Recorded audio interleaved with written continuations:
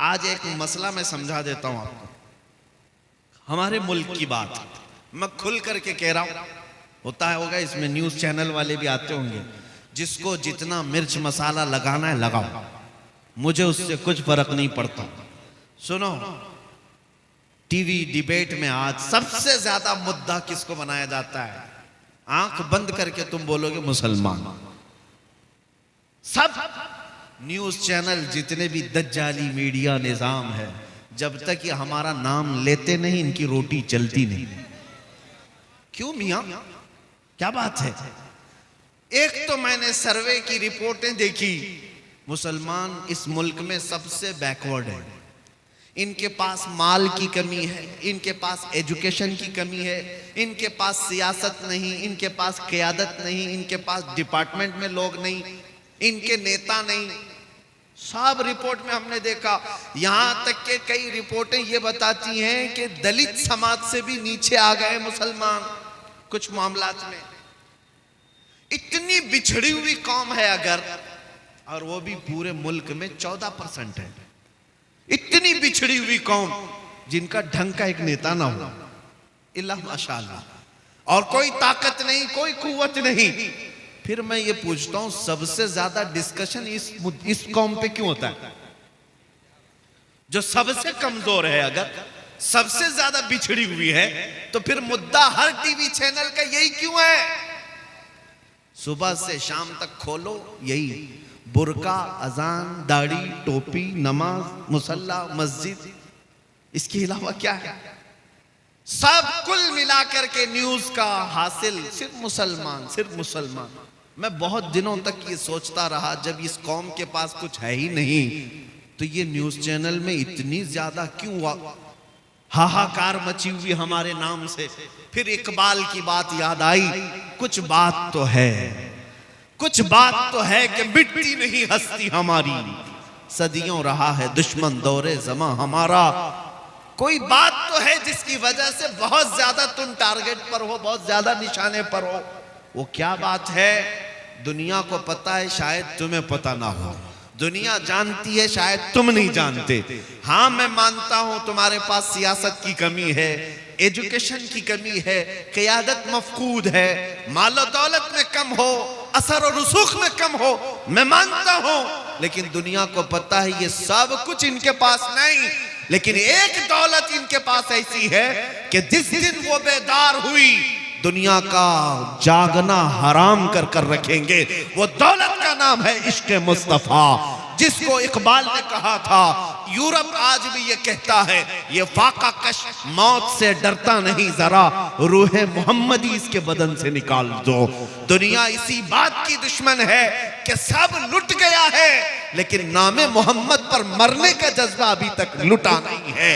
इसीलिए तो हम पुकार करके कहते हैं, रसूल पाक सल्लल्लाहु ताला अलैहि वसल्लम के नाम पर लब पर नाते पाक का नगमा कल भी था और आज भी है, अपना सब कुछ गुंबदे खजरा कल भी था और आज भी है।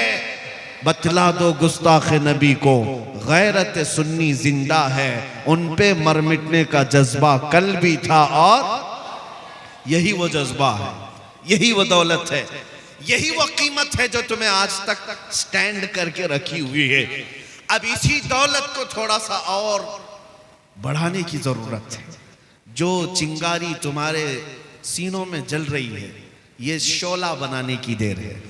जिस दिन ये मोहब्बत मुस्तफ़ा का चिराग शोला बनेगा, फिर तुम्हें किसी और ताकत की जरूरत नहीं। तुम्हारा चलना फिरना भी लोगों के लिए दुश्वार बन जाएगा, तुम्हारा रौब अल्लाह ताला दूसरों के ऊपर डाल देगा। इसलिए मेरे अजीजों, नबी पाक सल्लल्लाहु ताला अलैहि वसल्लम की मोहब्बत अगर सच्ची है तो अपने ख्वाहिशात को कुर्बान करो, अपने ख्वाहिशात को कुर्बान करो। तुम्हारी ख्वाहिश गुनाहों के अड्डों पर ले जाना चाहती है, लेकिन मेरे मुस्तफ़ा तुम्हें मदीने की तरफ बुला रहे हैं। और आला हजरत ने क्या फरमाया? वो तो निहायत सस्ता सौदा बेच रहे हैं जन्नत का, वो तो निहायत सस्ता सौदा बेच रहे हैं जन्नत का। हम मुफलिस क्या मोल चुकाएं, अपना हाथ ही खाली है। और आला हजरत ने ये सबको समझाया था, सुना जंगल रात अंधेरी छाई बदली काली है, सोने वालों जागते रहियो चोरों की रखवाली है। कौन से चोर हैं यहां पर, कौन से चोर हैं? वो आला हजरत फरमाते हैं आंख से काजल साफ चुरा ले, यहां वो चोर बला के हैं। तेरी गठरी ताकी है और तूने नींद निकाली है। आंख से काजल चुराते हुए किसी को देखा है आपने? आला हजरत ने इसमें मिसाल देखे कैसे। आंख से काजल चुराने वाले चोर यहां पर हैं। आंख से काजल का मतलब क्या है? एक मोमिन का काजल और सुरमा इश्क मुस्तफा है, मोहब्बत मुस्तफा है, जो सबकी आंखों में लगा हुआ है। और ये इश्क मुस्तफा का सुरमा चुराने वाले चोर मौजूद हैं। और जब ये तुम्हारे आसपास फटक रहे हैं तो गहरी नींद में सोना मुनासिब नहीं है। तुम जागते रहो, जागते रहो। दुनिया की मोहब्बत में फरेफ्ता होने वालों सुनो, आला हजरत फरमाते हैं शहद दिखाए जहर पिलाए, कातिल डाइन शोहर कुश, इस मुर्दार पे क्या ललचाए दुनिया देखी भाली है। ये दुनिया का हाल ये है कि दिखाने की चीजें शहद जैसी, और जब खाओगे तो वो जहर है। ये गुनाहों को सजा सजा कर लाती है तुम्हारे पास, और तुम उसको समझते हो फैशन है, ये मॉडर्निज्म है। और जब तुम उसको हुलूल कर जाते हो, ये जहर है जो तुम्हें दोज़ख की तरफ ले जा रहा है। आज गुनाहों के नाम बदले जा चुके हैं। बहुत सारे नौजवान शराब पीते नहीं, शराब नहीं पीते, विस्की पीते नहीं पीते, लेकिन बियर पीते।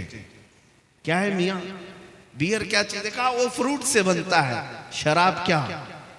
शराब पकाने से बनता है, वो भी बहुत सारे फ्रूट से ही बनता है। लोगों को जहन बदलने के लिए नाम बदले गए। जिना का नाम क्लब रख दिया गया, मुजरे करने के लिए, भंगड़ा डालने के लिए बुरे अल्फाज इस्तेमाल किए जाते थे। पहले नचनिया कहते थे, लेकिन अब उसको डांस का नाम दिया जाए, वही फैशन है, वो फैशन है। जुआ खेलने वाले होते थे, उनसे दुनिया बचती थी, लेकिन अब जुएबाज, सट्टेबाज, दुनिया के बड़े बड़े करोड़पति बैटिंग करते हैं। हम क्या काम है? क्रिकेट, फुटबॉल में बैटिंग करना।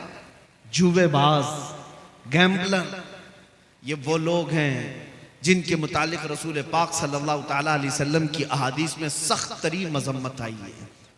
सूद खाने वाले, आप ब्याज कहते रहे होंगे, लेकिन अब दुनिया उसको इंटरेस्ट के नाम से, नया लफ्ज फाइनेंस के नाम से खिलाती है।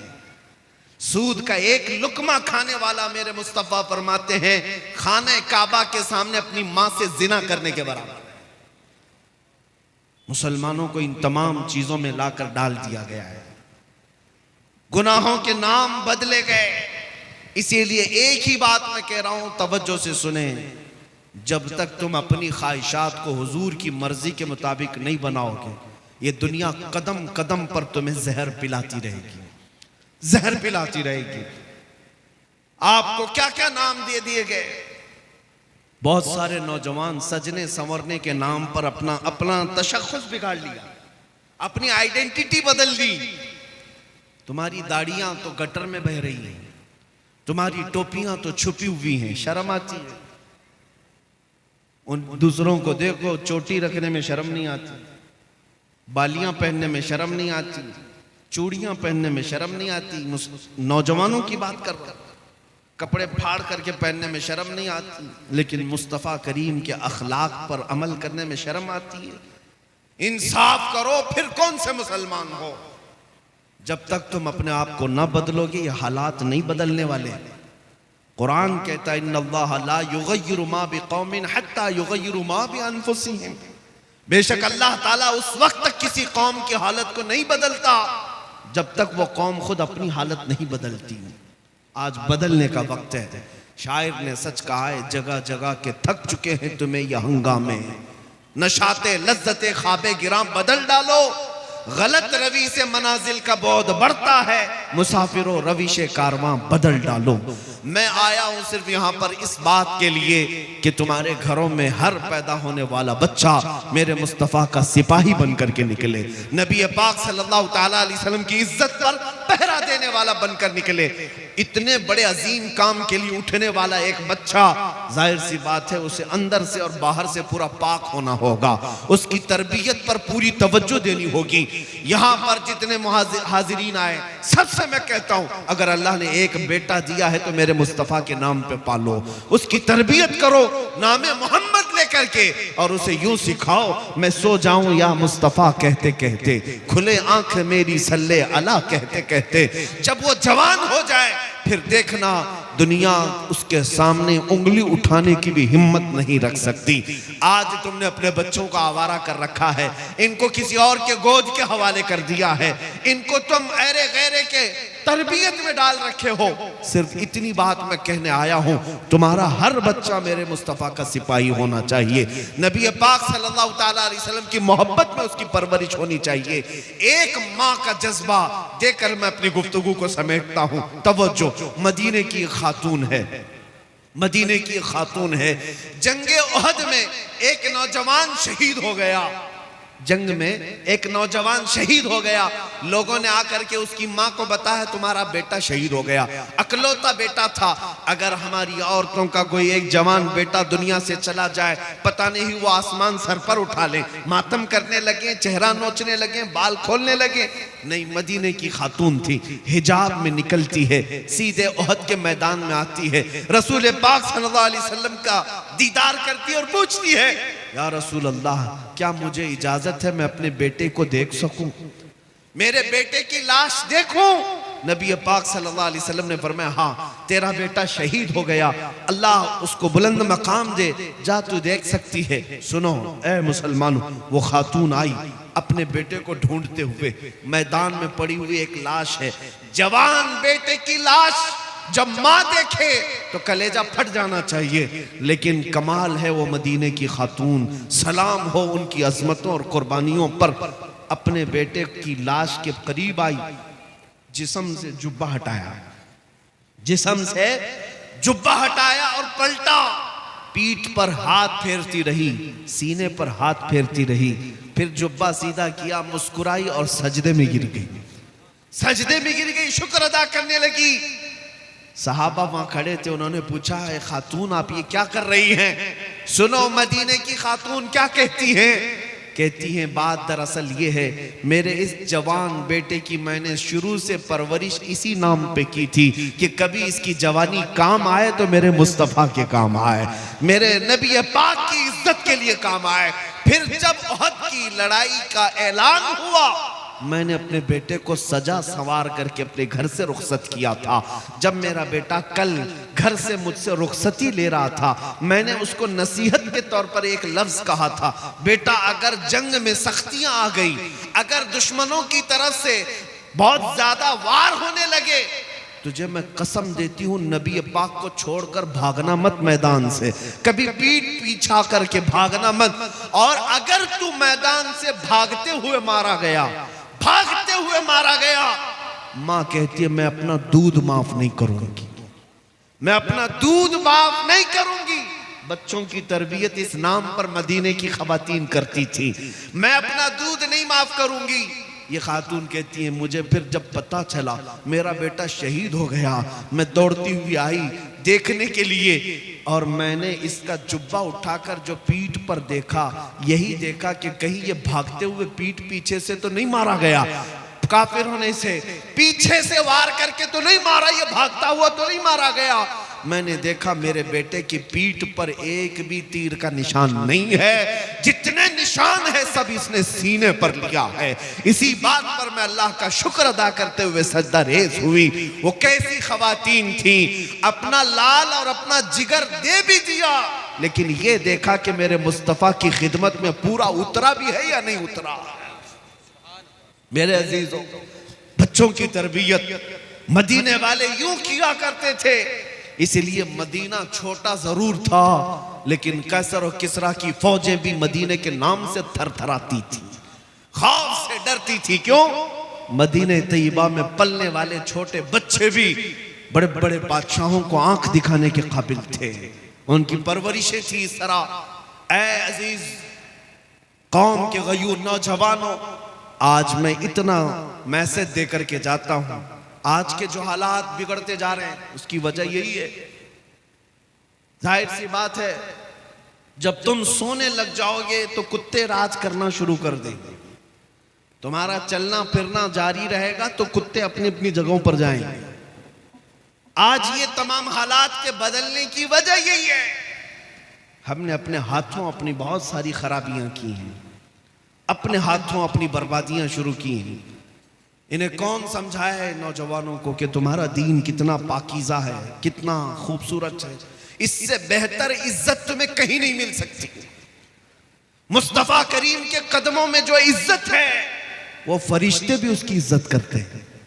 लेकिन तुम कहां ढूंढने निकले? बॉलीवुड में, हॉलीवुड में, और तुम सीरियल्स में, टीवी चैनल्स में देखने पर चल पड़े।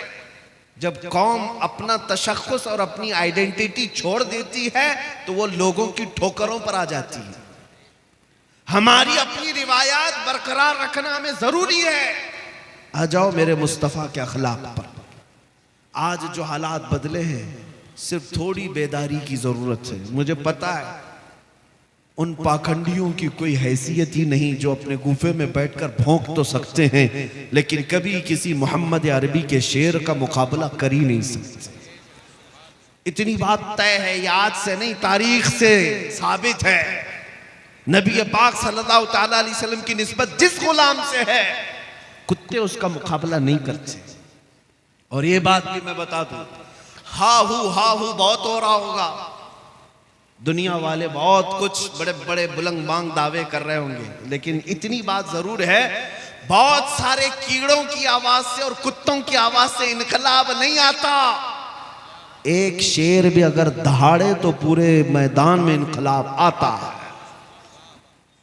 बड़ी बड़ी उन आवाजों की तरफ हमें तवज्जो करने की जरूरत नहीं। हमने देखा है आज एहसास सिर्फ इस बात का हो रहा है कि हमें छेड़ने वाले लोग खुले आम आजाद हो गए, वरना इतनी मजाल नहीं थी कि मेरे नबी तक उंगली पहुंच जाए, कुरान तक पहुंच जाए, इस्लाम तक पहुंच जाए। होना तो कुछ नहीं, ना हुजूर की शान में एक नुक्ता फर्क आ सकता है, ना कलामे खुदा कुरान मुकद्दस का एक नुक्ता बदला जा सकता है, कुछ नहीं होगा। लेकिन शर्म की बात यह है कि हमारी जिंदगी में उन तक हाथ कैसे गया, इस बात का अफसोस है।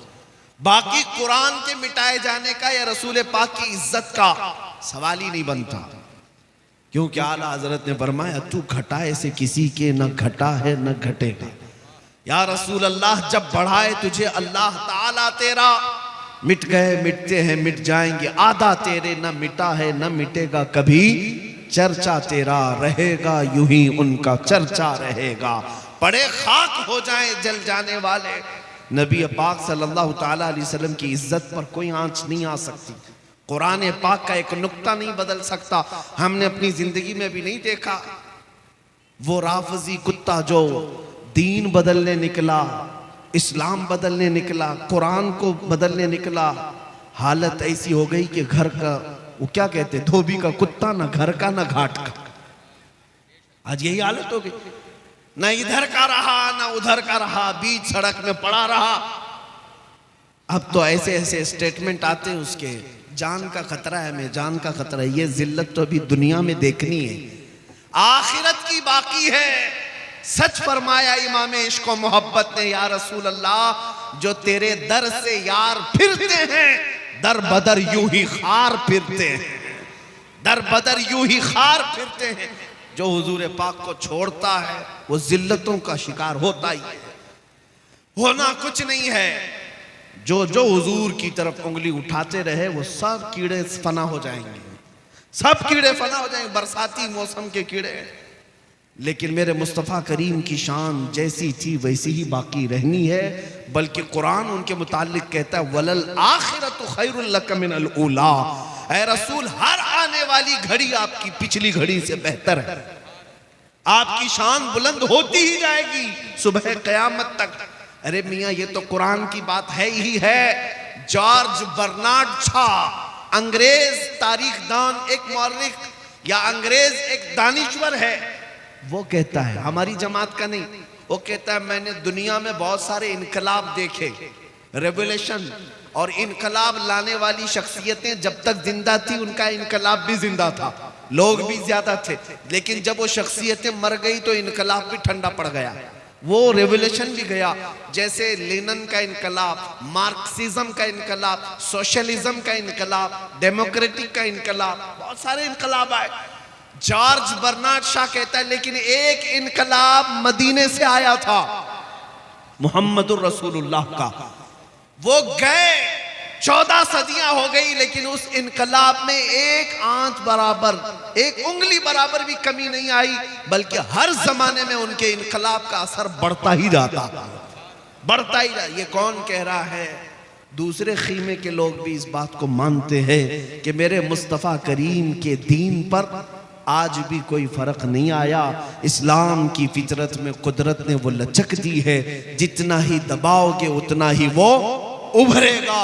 ऐ मुसलमानों, मेरा ये मैसेज सुन करके जाओ, हमारे तमाम मसाइल का हल यही है कि मोहम्मद से वफा तूने तो हम तेरे हैं, ये जहां चीज है क्या लौह कलम तेरे हैं। अब आओ हम ये अज़्म करके आज उठते हैं, जिंदगियां गुजारी अय्याशियों में, गुनाहों के अड्डों पर, बर्बादियां तो हमने अपने आंखों से देखी है, लोग आज हमें ठोकरों पर रख रहे हैं, कभी मस्जिदों की तरफ निशाने, कभी हमारे गुंबदों की तरफ, कभी खानकाहों की तरफ, कभी हमारी बच्चियों के हिजाब की तरफ, कभी कुरान, कभी रसूल, कभी खुदा की शान की तरफ। लेकिन आज हर मुसलमान नौजवान को बदलना होगा और ये अहद करना होगा, अब मैं जीऊंगा तो मेरे मुस्तफ़ा के अखलाक पर जीऊंगा, उनकी सुन्नतों पर जीऊंगा। आओ नबी पाक की तरफ मुखातब होकर के यूं अर्ज करो, या रसूल अल्लाह, दहन में जुबान तुम्हारे लिए, बदन में है जान तुम्हारे लिए, हम आए यहाँ तुम्हारे लिए, उठे भी वहां तुम्हारे लिए। वाखिरु दावाना अनिल हम्दुलिल्लाहि रब्बिल आलमीन।